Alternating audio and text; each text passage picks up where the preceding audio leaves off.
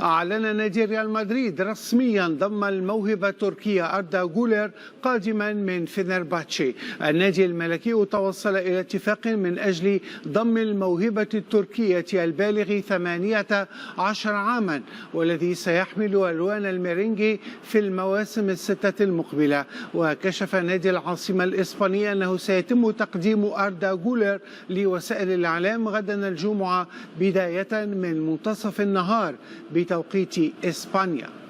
لطالما كان خط وسط ميدان ريال مدريد في المواسم الأخيرة يشكل عنصر قوة الفريق الأبرز، ليأتي التعاقد مع نجم جود بيلينغهام ليضيف بريقا أكثر لهذا الخط ويزيد من الخيارات المتاحة أمام المدرب الإيطالي كارلو أنشيلوتي. مزيد من التفاصيل في تقرير مراسلنا لحسن سالم من مدريد.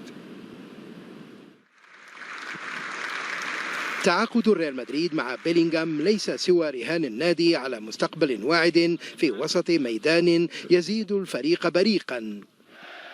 خسر هجوم ريال مدريد بنزيما واسينسيو وماريانو وازداد وسط ميدانه بريقا وباتت أمام أنشيلوتي 7 خيارات في الوسط الستة السابقة بالإضافة إلى جود بيلينغهام.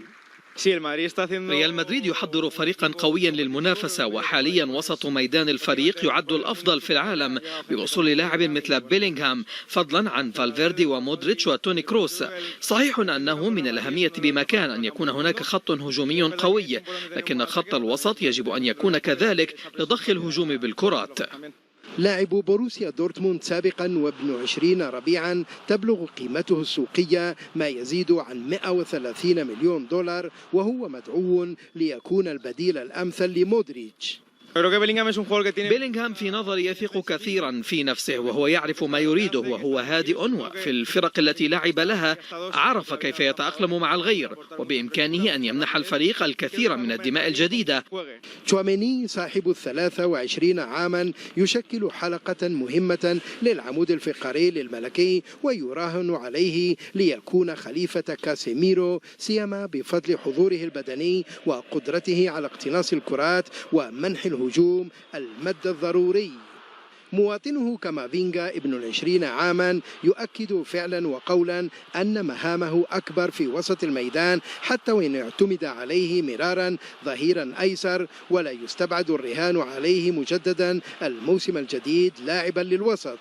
الورقة الرابحة الأخرى بوسط ميدان الريال فالفيردي أثبت بمردوده الموسم الماضي أنه من أفضل العناصر في مركزه، هو الذي تبلغ قيمته السوقية اليوم 110 ملايين دولار أمريكي، وكان أحد العناصر الثلاثة الذين اعتمد عليهم أنشيلوتي أكثر من غيرهم الموسم الفارط.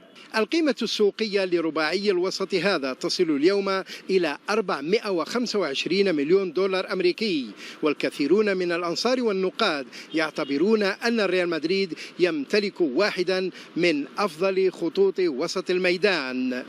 حسن سالم، بإن سبورتس، من أمام ملعب سانتياغو برنابيو، مدريد.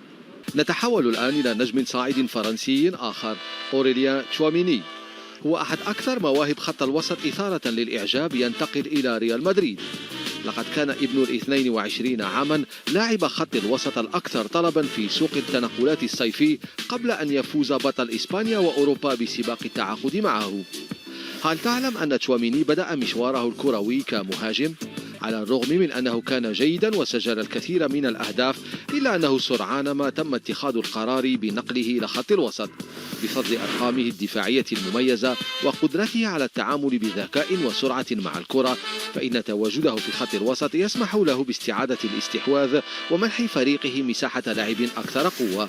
وقد رأى مدربو فئة الشباب أن موهبة تشواميني كانت تضيع في خط الهجوم، لذلك قرروا تغيير موقعه. لقد عانى تشواميني مع هذا التحول في البداية، لكن يمكننا القول أنه بات يعرف دوره الآن وهو يلعب بشكل أفضل من أي وقت مضى. من التفاصيل المثيرة للاهتمام حول اللاعب ملاحظته الشديدة لكل شيء من حوله يوميا، وفعلا يحتفظ بدفتر يحتوي على اقتباسات من كبار الرياضيين أو الشخصيات العظيمة. علاوة على ذلك يقوم تشواميني أيضا بتدوين أهداف كل مباراة سواء على مستوى النادي أم المنتخب، إضافة إلى الأهداف التي يسجلها في مسيرته المهنية. إنها تفاصيل بسيطة ولكنها تخبر الكثير عن شغف اللاعب وتصميمه. كما أعلن نادي باريس سان جيرمان رسميا ضم الدولي الإسباني ماركو أسينسيو حامل لقب الدوري الفرنسي. أعلن الخبر عبر حسابه الرسمي على تويتر مؤكدا ضم المهاجم السابق لريال مدريد البالغ 27 عاما إلى صفوفه بعقد يمتد حتى يونيو حزيران 2026، وهو الذي ساهم مؤخرا في تتويج المنتخب الإسباني بلقب دوري الأمم الأوروبية، ليواصل النادي الباريسي تعزيز صفوفه في مختلف الخطوط.